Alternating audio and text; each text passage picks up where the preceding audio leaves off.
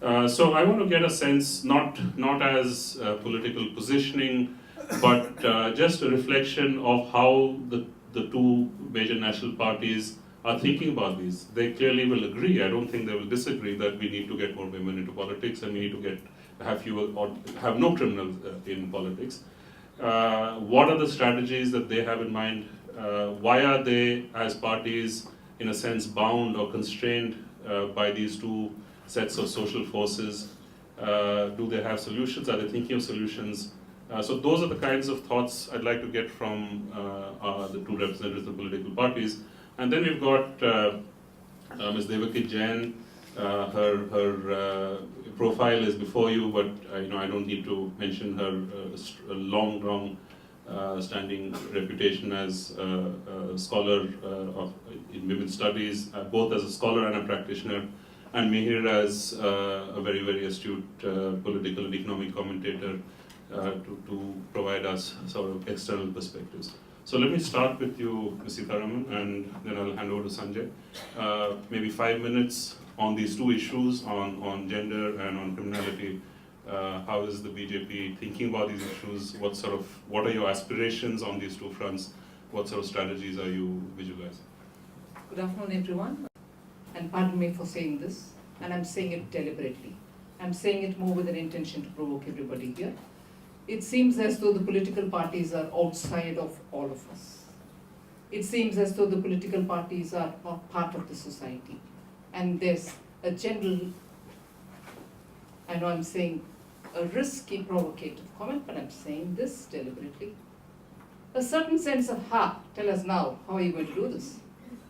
I'm sorry, we are doing it. And I'm not saying it as general platitude or general defensive argument, we are doing it. And we need lots more of Jagdish Choker. And we need lots more of such discussions. But again, we need it all with a certain trust and belief in us political parties. And I'm just broadly saying us political parties, because the expectation is very high. And it's naturally got to be high, because 60 years we've waited to see this, and we've reached a stage where the proportion of young voters, women voters, are looking at political parties to be much better servicing them, much better catering to them, and also making India a better place to be in. But that doesn't mean, and I underline, and I'm not disowning everybody else in the process, nor am I saying nobody else is doing anything else, but it has to happen with everybody being together. And many a times I get the feeling that you are there at the dock, you prove it for us, or else you're no good. That sense makes it all the more difficult. Because, I repeat, and I have said this many times before, we've had quite a lot of arguments with Mr. Choker, good for that, and I appreciate that. It has to be from the point of view of, for us, those who dare to be in the political party, be there and correct, be there and bring the change, be there knowing you can't bring the change overnight. And in that, the processes or the traction that this reform or sense of reform and directly engaging with political parties to reform has acquired a greater traction in the last decade and not before.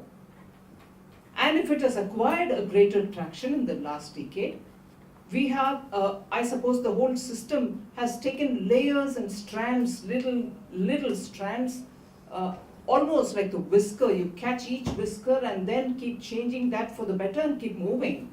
It is not as if lock, stock and barrel, the representation of People's Act can be dumped. You're bringing in a better representation of People's Act with all the teeth and power, make election commissioners be able to say, oh, this election is null and void because there's been a criminal, this election is null and void because 10 candidates have overspent. No, that's not going to happen. And I'm not buying time in the process. Let me not give you an impression that I'm taking more time, I'm trying to make it comfortable for us. No, please, let it be difficult. But somewhere the processes will have to be given their due time and space, or else you're going to have some change which may not be sustainable.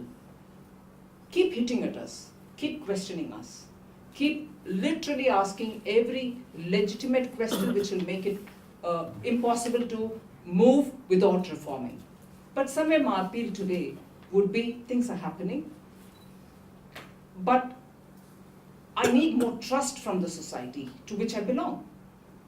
If after 33% reservation not coming through, there are political parties still finding newer political entrants. I mean, I have not been in student politics in that sense, that I was not associated with a student polity which had a link with a political party and therefore naturally I moved into politics. No, I was in student politics, but with an organization which had nothing to do with the external political body. And I took away from politics, came back, had a lateral entry. And all that is possible in political parties even today. And if we are somewhere getting beyond ourselves to think it is not possible, I would want to assure you it is possible. To get into politics, maybe I do not know how far I'd reach, to remain with your value systems intact, not to be able, not to allow the system to whatever extent corrupt you, but be able to play a role in politics is possible, and I'm speaking now as a woman. And therefore there's hope. I want to start with the line of hope. And I also want to say at every stage, parties do spend a lot of time to see how to rapidly be able to meet up with the expectation of our voters. That is the larger picture. This is not just to deviate from the core seriousness of the debate. That's one assurance I would like to give you. Second, on the question of the data which have been shared, in fact, I must thank in being here, the data which has come out of the women's voting patterns, voters, women as voters and so on. I'll just add on to the findings, add on with not so scientific inputs. I've been fortunate enough to closely monitor the state elections which happened between 11 and 12, being in charge of Uttarakhand as regards media. Again, state elections in 2012-13 in Gujarat, and again in 13-14 for Rajasthan. And I can tell you, when women come out as voters in significant numbers, there is a decisive verdict, in the sense, in constituencies where women have come out, and in substantial numbers, you find the margin of victory being very clearly in favor of the candidate who was already on the verge of victory. So the decisiveness is brought in by the women, whether that reflects on women's decision making as regards choice of candidate, I can't comment, but this is one observation I can tell you from my personal experience, that is between Uttarakhand, between Gujarat, and as late as Rajasthan. So that is one thing. And second, you're looking at women as voters, women as political activists, women as political leaders. In all the three, the kind of inputs that women give are distinctly different from, in terms of the perspectives they bring in debate, in terms of the decision that they make, are distinctly different. And I would like to underline here, again, from my exposure from being within the political system, distinctly different, and I'm proud to say an angle which probably was never taken on board during discussions on certain issues within political parties. And therefore, without making my introductory statement too protracted and long, I would want to give you an assurance, not just as a argument to convince you, but matter of fact, the churning is happening within political parties to be able to present cleaner candidates, more women candidates, and be able to interact with more women, not just to find out when prices go up, go check up if you have a difficulty in executing the family budget, but also to talk about many other things which affect them. I clearly can remember about the Womanifesto, which was one of the things which came out with 6 points. A lot of political parties jumped onto it. Of course, we are definitely looking at aspects of the Manifesto. And let us not forget that when I spoke about the decisiveness angle, I can take two solid examples to prove. In Andhra Pradesh, all of us will be very familiar with the Nellore anti-Arab movement.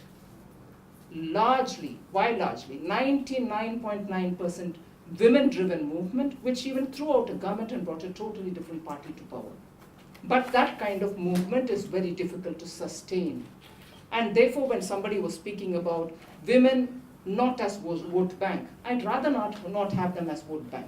But they are absolutely present in every constituency, the 49% about which Suhasini is doing a campaign rightly. The 49% should speak up. And I also don't agree with, earlier women didn't speak up, now they're educated that they speak up now. No, earlier they probably didn't care to come to the voting, polling booths, now they're coming out and I want more of them to come out. So our campaign this time has clearly been, make sure more women are enrolled, make sure more women come to vote, and make sure their input is becoming a part of your larger manifesto that you're going to do. So it's not going to be 2 words of women to be empowered, it will be more towards how and what else with women. So from our side, we are trying to do the change both within and to co-opt more women from outside. And I'll again finish off with one line, that it was Bharatiya Janata Party which brought in the 33% reservation within the party, from the village level to the national executive level, even in 2007. And in fact, let me tell you here, somebody who never believed or wanted to have reservation for women earlier, saying you had a lot of, as somebody earlier spoke about, South Asia women leaders. I didn't think it is going to really make a big difference, but I could come into a political party and I could rise in my political party only because of women's reservation. And therefore I strongly believe you need reservation, and it should come through at least in the next Lok Sabha. Thank you. There is a recognition and some sort of a long-term structural process of change that is going on in parties which can't really divorce themselves from the broader social context. Parties are to some extent agents of change, but they're also to a large extent sort of receptors of their context. So that is making things difficult, even as the data suggests that things are getting worse. Nirmala's view is that, well, the process of change has started and we should see change. But again, coming back to the 3 basic questions that I raised, you clearly accept the principle here, but what are the strategies? How are you seeing the problem? How are you, within the party, looking at ways to deal with it, and what sort of aspirations do you have in terms of these two objectives? Good afternoon, everyone. And I think after hearing my BJP counterpart Nirmala ji, whom I frequently have very animated interactions with post 9 o'clock in the evening, I can recommend that tonight when you step out and if you see a blue moon night, don't be surprised, because I do agree with the first part of her statement, which is that the cynicism that we have seen of the Indian political system has been highly exaggerated.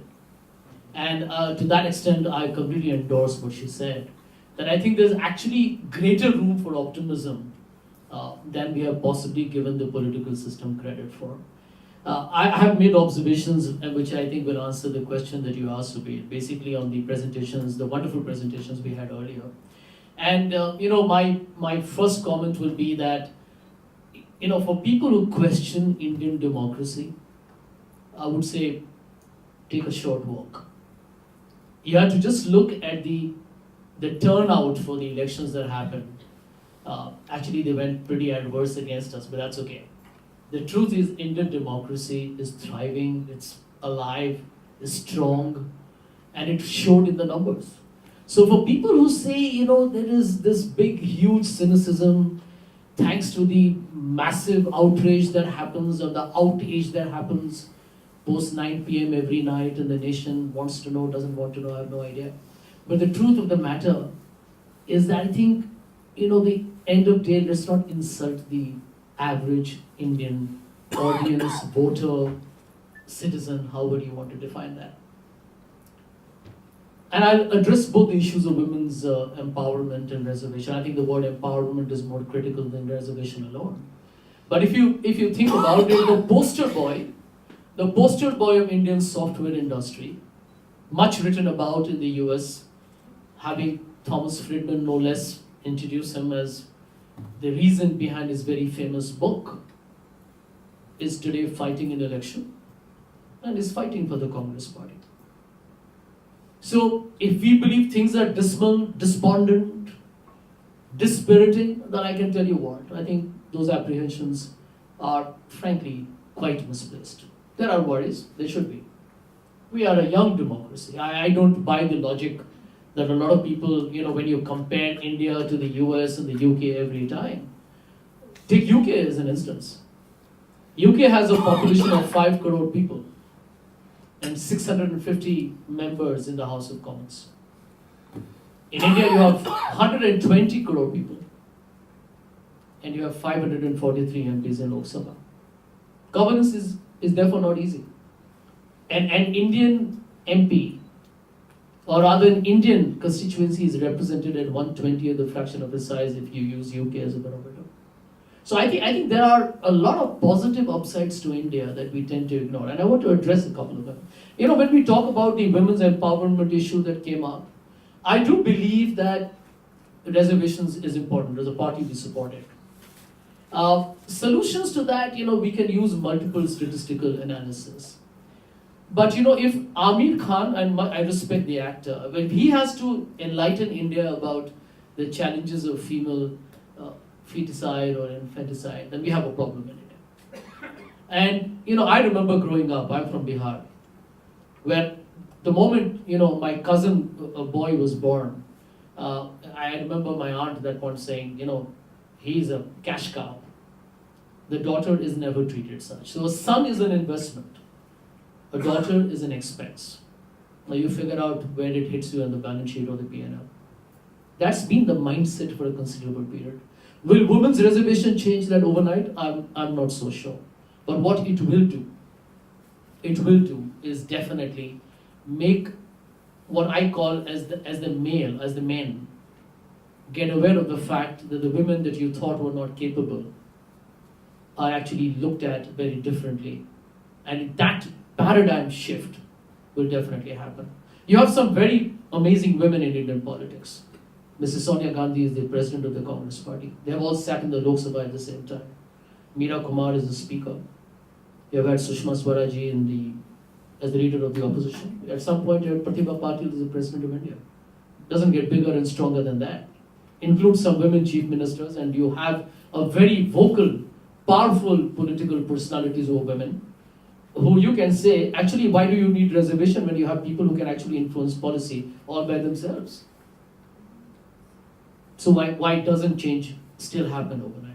Because some things, whether we like it or not, and I don't want to, take any, I don't want to ensconce myself in the luxury of that deception. But the truth is, some changes are societal. They are going to be slower. There are going to be some painful, excruciating moments of torture before India will cross through some tipping point. So I think that's a reality that we can't ignore. I want to address that issue of criminality. And it's important that we face that head on. I believe today one of the reasons why you have this issue of criminality, fundamentally, is because of an electoral issue. I think you have done some wonderful work on that. The truth be said, that while there have been some historic legislations that have changed India, I don't want to take any political brownie points here, but please, for heaven's sake, don't discount the power of the right to information. Don't discount the Lokpal bill that has become a reality. These are phenomenal for a country that's 66, 67 years old. Don't discount the fact that you have something, I don't know whether you're aware of it, but the government has a pre-legislative consultation today, whereby for any major policies you can actually go ahead and post your views and you can become a stakeholder on it. Now, these are all signs of change, very, very positive change. Now you'll ask, then why does criminality yet flourish? And I'll agree with what some of the experts said before.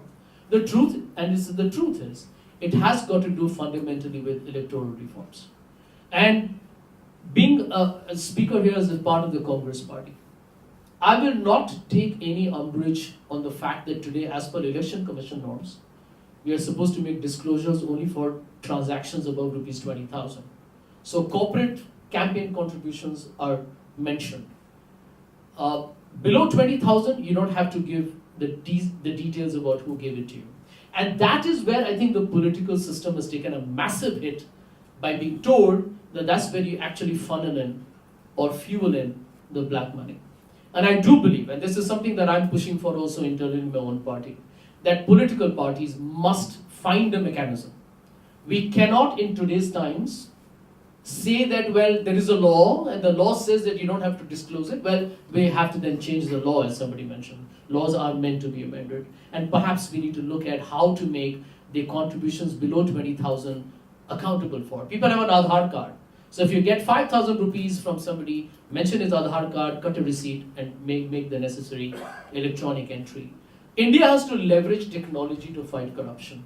And that will be one significant way by which we can change it. I know for a fact that when my driver, every year when he used to go long before for a summer holiday to Uttar Pradesh, I think he used to pay a tout a lot of money.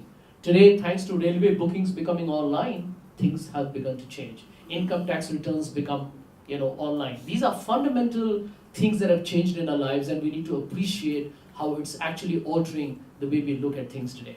I want to make one last point before I wrap up, and then we'll take it forward. I was disappointed, to be honest, when the Confederation of Indian Industry, CII, actually said that we are not in favor of disclosure of the funds that we make to the political parties.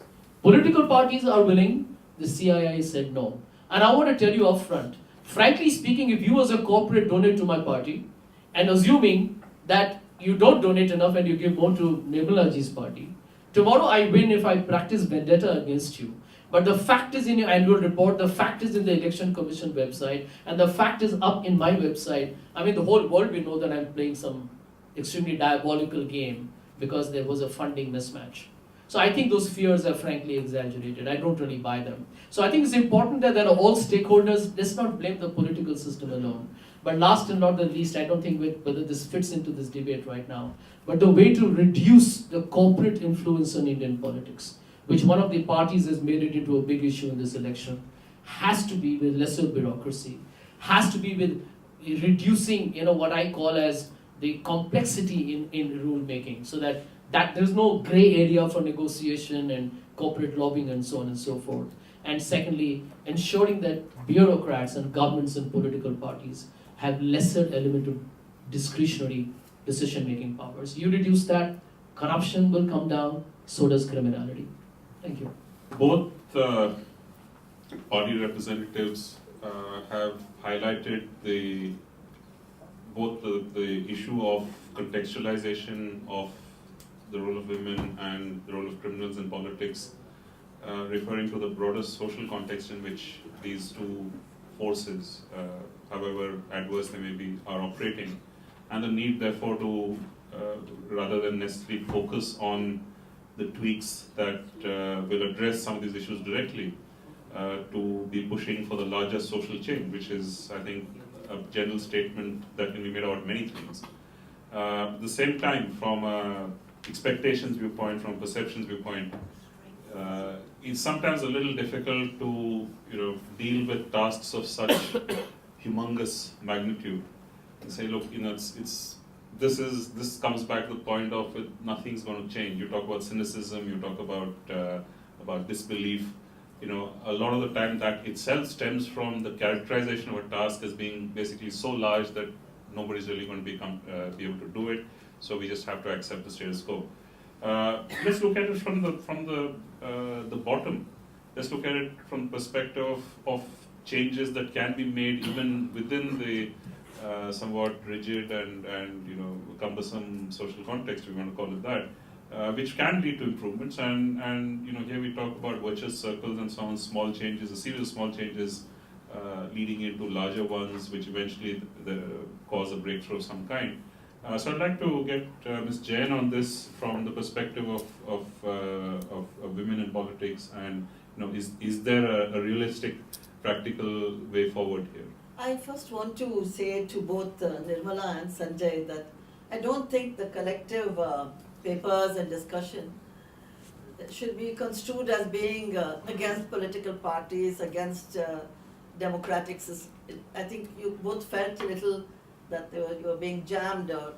But actually it was because all of us, including ADR and all of us, are deeply interested in the particular Indian political process with voting and parties and all that we want to make sure that it gives us or has the process which is ideal. I mean, you are quite right, Sanjay, it is one of the most brilliant aspects of India is our electoral system, the way we do it.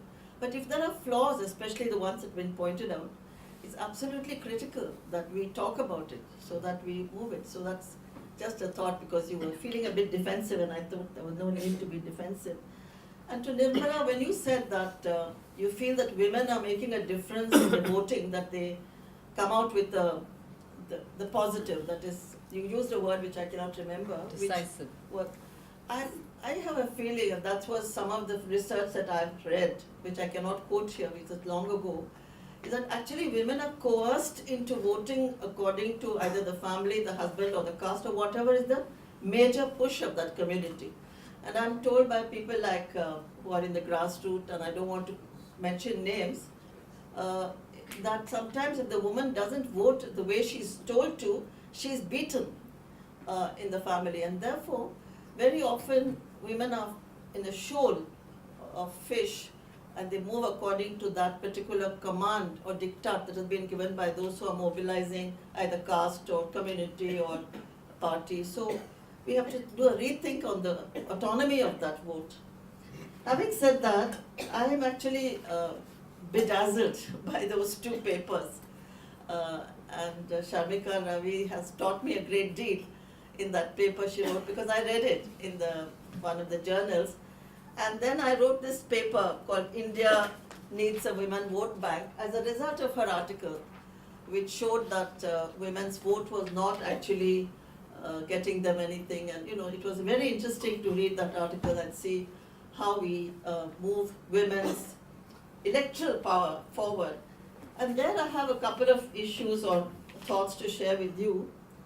Firstly, when we talk, this title of this whole seminar was Political Inclusion. And what does political inclusion of women mean? And in more deeply, what does it mean for women? I mean, what do women get out of this so-called political inclusion? And there, often including Nirmala has talked of reservation, and everyone in the women's movement is taking reservation.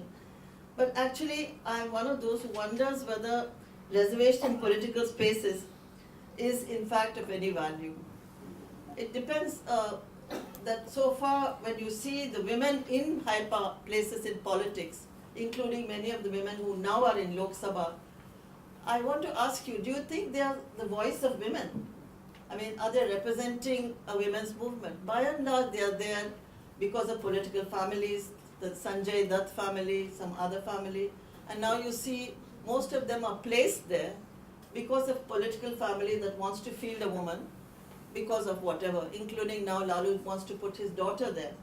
And then you have a further question, look at some of our significant leaders that Sanjay has mentioned, Sonia Gandhi, then there's a whole lot up there, Sushma Swaraj. I don't see them as the spokespersons for justice for women. We don't want to say anything demeaning like they're women by sex. It is true that very often when you have a women's meeting or you have a women's large assembly, these women coming there means a lot to us. So we invite Meera Kumar, we invite Sushma Swaraj, but I don't think I see them as being thrown up by the political process as the voice of women. But that leads to an even more difficult question, and that is, what do women want? I mean, do we have a specific agenda?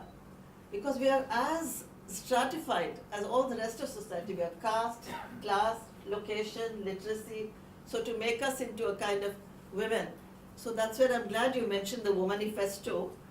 A whole lot of women across India on the social network, with lot of consultation, have prepared this, which tries to say what I'm trying to read, that what is it that we would like to see from all political parties. And if that's a consolidated view of women across, and this is Dalits, women in Kerala, women in UP who have subscribed to this. And by and large, you will see that it's about justice, it's about all the usual current concern about sexual violence, but they've gone beyond also and talked of what they would like in terms of economics. And it's one big first attempt to answer my earlier question, what do women want? What is it is our lobby. It's easy to say workers' lobby, farmers' lobby, Dalit lobby, but what is the women's lobby? We are as part of that. So if you want to make ourselves something else, then we have to define that. So I think that is some of the issues that are now impinging on us. And I must mention to you that Neeraja Chaudhary, whom you all know, has done a brilliant article for a book that I've just edited, which is being published very shortly, on women in politics in India. She interviewed Nirmala too, and she interviewed Sushma, she interviewed many of them. And her argument is really that these women who come into politics in India, even to powerful places, they really are very nervous to argue that they represent women. The moment they say they represent women, they get marginalized. I'm a very good example of how marginalization takes place. I go to a conference, and when my turn comes, they say, देखी जैन आई है, वो तो महिलाओं के बारे में बात करती है, तो मैं तो महिलाओं के बारे में बात करना है, मैं दूसरा issues पर नहीं बात करती हूँ. And if it is something that they've been waiting for the woman to speak, same as Kancha Ilaiah. Kancha Ilaiah जी आई हैं, वो तो दलित के बारे में बात करती हैं. This pigeonholing us to speak on our identity, whether it's caste or sex, is also very common here. And very often in a big conference, all the men will walk out when I start to speak, because they say she's going to speak about women. So there is that identity issue, and that's why that is also, and she's spoken about that. And she's also said something very important, which I'd like Nirmala and you to know. She says that when women are in position like ministers, if they are put into women and child, because women and child is the basket into which we belong, which is a reproductive, biological determination. We want maternity health, we want child care, we want creches. So then you all go into women and child ministry. So the woman who is the minister of the women and child ministry is in her ghetto asking for more of these social welfare elements for women. Not asking for us in manufacture, not asking for us in infrastructure. And so many women apparently don't want to become women's ministry because it puts them out of what they call the more interesting finance, infrastructure, industry, export. So there are these log jams in enabling women to get power and to be what they would like to be. And I think our demands have to be a little more conclusive. But the good news is two things. One is, as everybody has mentioned, after December 16th, there has been a real uprising of solidarity of women across education, non-education, across India. There's also been another very important thing for us, and that is huge interest in us. You can't find anyone now having anything without having a woman there. It's a kind of, you must appease these women's movement who are so loud, so vivid, who are so dangerous also, because they can pull you down in a minute with any little slip that you make. So that way we have gained a lot of strength. And I think one of the advantages we have across caste, class, and occupation is that women bond easily. They make themselves into collectives, especially women workers, women in cooperatives. There's a sense in which we go beyond the usual difference because women's identity is so critically embedded in her. So this is a kind of issue that I wanted to raise, because unless we have women vote banks, we cannot negotiate with the political party what we want. And I hope both of you will.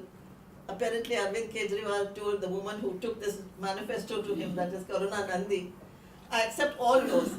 But as I was talking to Jagdish and others, having us in a manifesto doesn't make a difference in my view. The manifesto is forgotten the moment the election takes place. What we need is we need to have a permanent, consistent attack on the system and define what is it that will make a difference to our lives. In a sense, what you have actually answered my question somewhat indirectly through the issues that you have listed in this document, this manifesto, which is really a mix of, from what I can see, somewhat longer-term structural issues, but also immediate, responses to situations of inequality, unequal access, unequal treatment. This is clearly not a party agenda. This is a cross-cutting agenda. Yes. So, do you see then, perhaps this election may be a little too optimistic to expect this, but the coalescence of sort of a women's vote bank, which is what you're saying, women's vote bank, and whether this has an impact, is likely to have an impact on how women vote across party lines, challenging some of the larger forces which you're talking about, which is the capture and the sort of compulsion. You want me to answer that? No, let me flag it as a question Sorry, and sorry. we'll give Mihir a chance. Mihir, I want you to basically address the issue of criminality, corruption, and the sort of notwithstanding the assurances that we are receiving about parties getting to grips with this issue, one from the internal organization perspective and from Sanjay's description, the evolving legislative framework itself. But the trends clearly suggest that this is on the increase, what we saw from both in terms of candidate choices and in terms of voter, let's say, willingness to overlook criminality. So again, it's a larger social issue and all of that, but are there ways in which we can expect to see small improvements adding up to big change? Okay. To the extent that it's not happening the way that we would expect it to happen, that it turns out that better educated people are equally, if not more, willing to vote for candidates with a criminal record.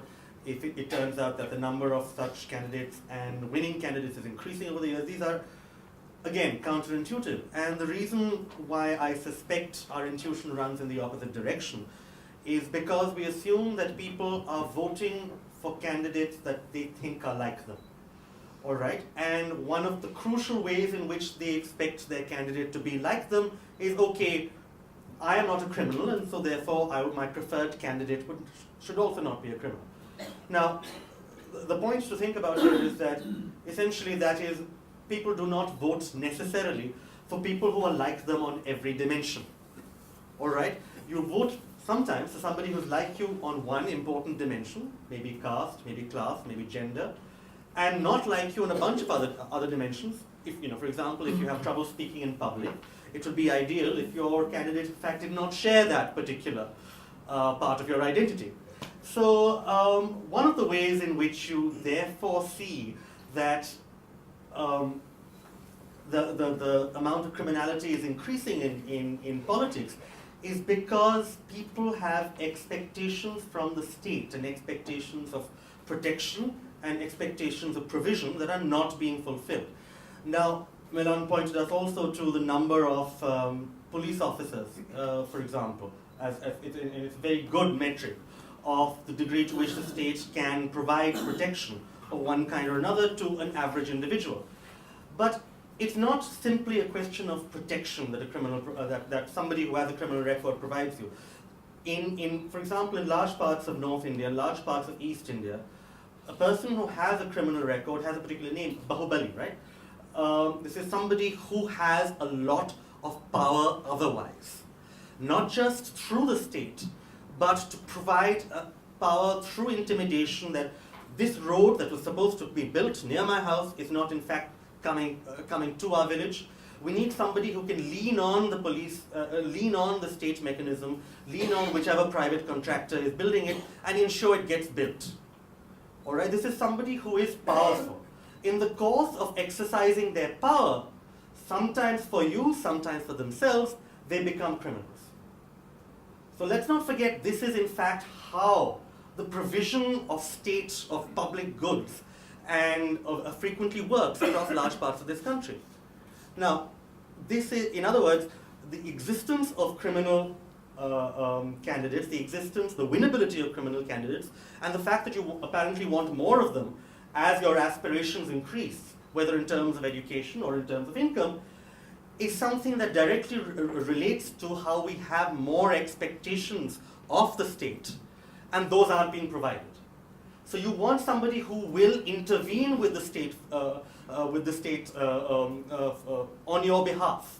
All right, not just somebody who can provide protection for you against somebody else in the private sector of violence, but also somebody who will, work for you when it comes to dealing with all the many, many ways in which the state can either intimidate or refuse to provide you with informational services. So what are sort of the marginal changes that you would expect? Well, the way that I go back to the example that I gave earlier about roads. All right, if it is the case that everybody starts competing, every political party starts competing on how well they can build roads, okay, rather than on whether those roads will go to one person, or one village, or one hamlet, as opposed to another. And this is, in a very, very small way, what we've seen happening in Bihar. All right. Although people will, as Melanie has again pointed out, are voting more for criminal candidates, they're probably not doing it for that particular reason. They're probably doing it for other forms of public goods that they're not accessing. The reason being, both the JDU and the RJD are now agreed that road building is something that they both will want to do. They will both invest a certain amount in it. Even Lalu Prasad Yadav, who famously said, what is all this development? Development has never helped anyone who is an OBC or an SC. All right, this person is now somebody who is saying that I will build roads better than Nitish Kumar. So the minor structural change that we can hope for is the depoliticization of public goods. All right, that is something that I think we have to hope happens at every level of public administration. So if a pump is supposed to go to X village, that decision should not necessarily require the intervention of a political person or somebody whom you have direct who will. So one example of this that I have seen in a lot of places is, and this will take us into a couple of other discussions about young people and about women, is about jobs, right? Now, one thing that every single survey in this pre-election period says is the number one concern for people is the absence of jobs across large parts of this country. What we don't frequently understand is that when people go to a political candidate or a political person or somebody in a political party and ask for jobs, they're not saying we want policies that will create jobs. They're saying, give me a job. All right, and there is a fundamental difference between these two things, which I think a lot of people miss out on. I think when we say, okay, there are jobs, so we need jobs, so clearly there is a consensus for jobs promoting policies, younger people will vote, and therefore, wonderful, we're going to get policies that create jobs. That's not what's happening at all. Now, on the other hand, if you could hope for a smaller intervention that directly links what people expect in terms of policies in their local area to the likelihood of there being more jobs, which is, for example, greater devolution of power, something that Kejriwal has talked about, something that the Congress has talked about, and something that several BJP state governments have been working on. So a greater devolution of power, I think, is in many ways the number one answer to most of these problems. Because you no longer need somebody who you will send to your state capital or to the national capital, and from there puts pressure on your district magistrate or your block divisional officer to deliver your what you expect. You will have somebody locally who is much more responsive to what you want and able to provide a greater proportion of what you need. And I think that's the most crucial answer. So you actually raise or offer an interesting, testable proposition, which is that if people are voting for criminal candidates on the not because they like criminals, but because they're voting for somebody who they think they can deliver better on public services of some kind, should you not see over some time a positive correlation between, let's say, broadly speaking, development outcomes, because that's where delivery is, and criminal representation? Or is it that while delivery is better, it is captured, it is sort of focused on particular groups, so the overall outcome may not be. So I'm going to flag this because this is something we can get into in the Q&A. But I'd just like to give Nirmala and Sanjay a chance very, very briefly to comment on anything they've heard from the other two panelists, and then we'll throw it open to the questions, and of course you can answer the questions that I've also raised in the process. No? Sanjay? Yeah, okay. Principally I feel there is going to be one candidate, ladies and gentlemen, who's going to be on your ballot paper come May, June. And that candidate is not going to be nominated by either the Congress or the BJP or any other party. And that candidate is called Nota. You have none of the above option. And I think these are signs of, I think, empowerment, which is really crucial. I think Mihir mentioned about devolution of power. I think one of the issues in India that really hasn't happened and ought to actually happen successfully, it has happened sporadically in some states, is Panchayati Raj. I mean, that's, forget the reservation of just women in it, but it's about really taking the devolution of power towards really the bottom of the pyramid in terms of execution. So these are things that we can talk about, but I do believe that where criminality is concerned, and I think there is now, frankly speaking, we political parties don't even have a choice. I think, today there is a Supreme Court verdict. A lot of people criticized my senior leader, the Congress Vice President, for an unconventional effort. You have no political party today can really put up a candidate for election for you to choose who's convicted. And if you have been reading, the Supreme Court has now said that all trials will have to be accelerated, which involves political personality, so that the judgment comes within 1 year. So the whole issue of a protracted, inordinate delay in justice, allowing politicians to have a long, ensconced situation in parliament, is frankly history. So when we talk about reform, when we talk about the big shifts, I mean, the truth is India has transformed. Now you can give credit to the political system, you can give some credit to the judiciary, you can give some credit to civil society, you can give it to people like Mr. Choker and many other organizations that are trying to push for a more healthier democracy. I think all political parties will and do not want criminals to be fighting for them. And I think one of the things that I think has to change, willy-nilly, and I just will take 30 seconds. As a party today, let me tell you, that the Congress is working, as I say, burning the midnight oil in ensuring that we put up candidates with impeccable credentials. And I think one of the things that is changing in India, and Nirmala mentioned about how she's, as a woman done very well in the BJP, but I was, frankly, if you asked me 15 years ago, would I ever be in politics, it would have been like some kind of a joke.